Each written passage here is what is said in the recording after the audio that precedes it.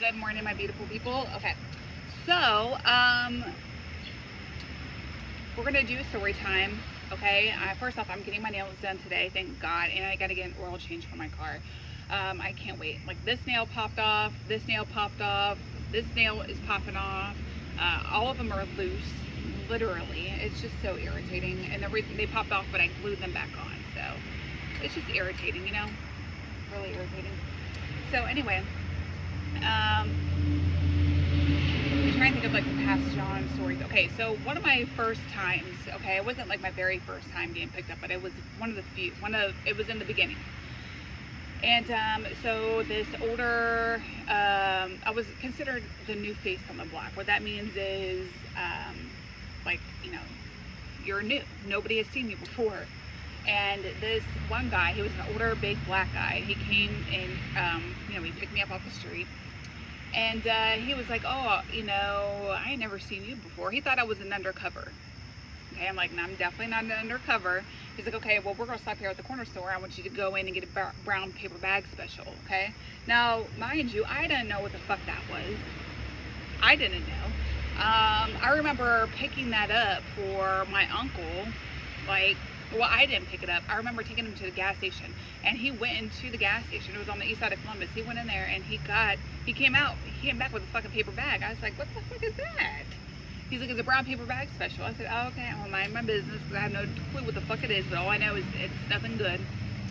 So, anyway, this guy, I went in, got the brown paper bag special, came back out, and one of the first rules that I have learned was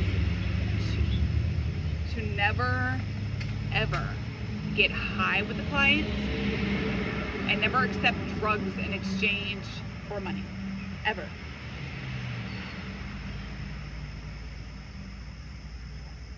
So I always kept that. And no matter how sick I was, no matter how anxious I was, no matter how much I was withdrawing, I never did that. So anyway, so after I give him the brown paper bag, I think he drove like 10 minutes away, and it was like in a secluded area. All of that was around was storage facilities, so I had no freaking clue where we were at. And he, started smoking his crack. And he asked me if I wanted to hit. I said, no, I'm good, which I was good. Like, I don't want none of that. And he was like, oh, come on, you gotta take a hit, you gotta take a hit. And I was like, no. So because I said no, he just automatically assumed that I was an undercover. So he already assumed I was an undercover when I first got in, but this time he really thinks that I'm an undercover because I won't smoke with him. I said, look, I just want to hurry up and get this done because, you're wasting my time here. So what he did was, after he was done smoking, he took like 4 or 5 hits. All of a sudden, I swear to God, it was like a switch. Like, he was a completely different person. He started freaking out. He literally started crying because he thought that I was going to arrest him. He thought that I had somebody waiting. I had the police waiting around the corner for him, and we were going to bust him. He kept telling me, over and over and over and over again, like, please don't take me to jail. Please don't take me to jail. Like, whatever you do, like, just please let me go. I'm a really good guy. Like, please let me go. And I kept telling him, trying to convince him, like, dude, I'm not a fucking undercover. Like, dude, shut the fuck up. Like, you're fucking this whole thing up. And so I remember the last time that he said it, I remember him saying, please, I will do anything. Please just don't take me to jail. I sat there for a second. I was like, you know what? Fine, I won't take you to jail, but as long as you pay me what we agreed upon, which I believe it was like $100. But he wanted to only give me 60 because of the stuff that he was smoking. I said, oh no, honey. First off, we agreed on 100, and you're not going to give me 60. You're not going to cheat me out of it just because you wanted to smoke your own drugs. No, sir. I'm sorry. This ain't it. This is the reason why I was told from get-go as a youngster, don't ever accept drugs and don't ever get high with a client, ever. And he gave me that 100, absolutely. And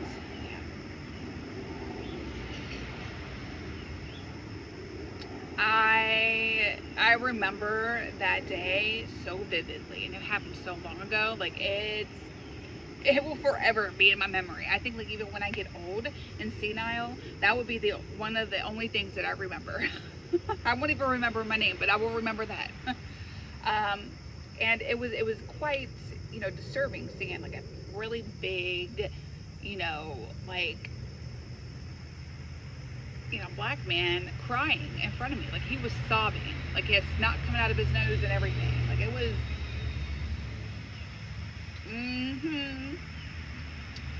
Anywho, so yeah, hope you enjoyed, you know, my story time. I know it's not long, but I gotta go get ready.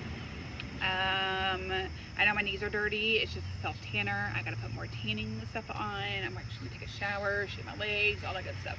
So, yeah, nothing new. Nothing new.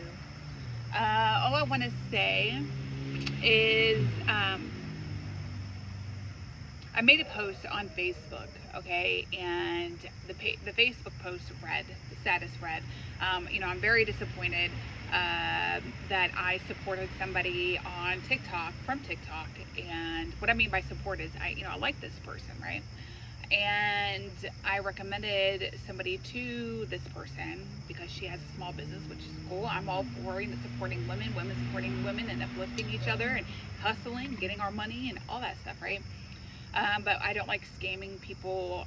That's not my forte. So, you know, after I did that and I said, I'm very disappointed knowing that the person that I supported on TikTok is using, like is using and scamming people or whatever, manipulating people. So all these people, right, kept, you know, trying to say, oh, I know who you're talking about. No, you don't. No, you don't. You sure don't.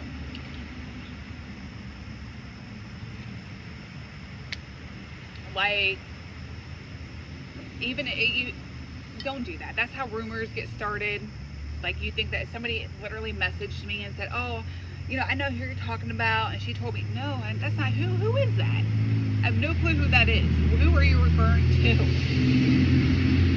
And she told me, and I'm like, oh yeah, I know her, but no, I'm not referring to her. Like, please don't assume anything. If you want to know, just ask, and I will tell you. I will tell you. But I'm just not going to blast this person's name and, you know, business all over, like, you know, like that. Like, that's just not me.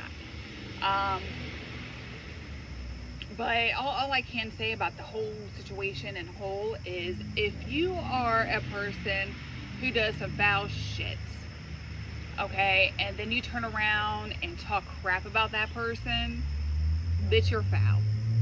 You're fucking foul.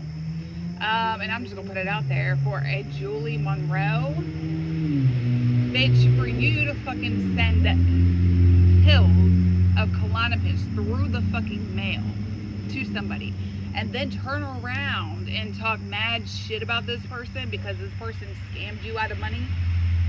Oh my god, look, she's high, she's this and that. Bitch, you're the one who sent her the fucking shit to get high on.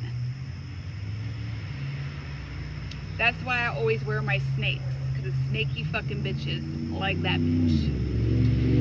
I know a few of them. Okay? She must be related to my birth family some way, somehow. You know, the type of bitch that will, you know, literally get high with you and then turn around and talk shit, you know, as soon as you leave. Like, oh my gosh, she's such a junkie. Oh my god, while you're there fucking nodding off too. Bitch, please. Fucking trash.